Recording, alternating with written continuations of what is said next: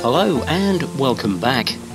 Now today I'm back in the city of Lincoln and I've come down to a part of the city called Stamp End.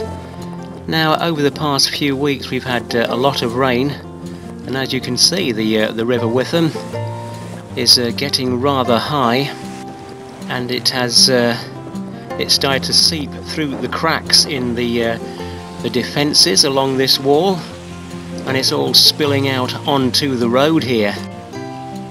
Now this is quite a regular occurrence in this part of the city. At least once a year this happens. But I thought I'd come down and shoot a quick video while I'm walking by.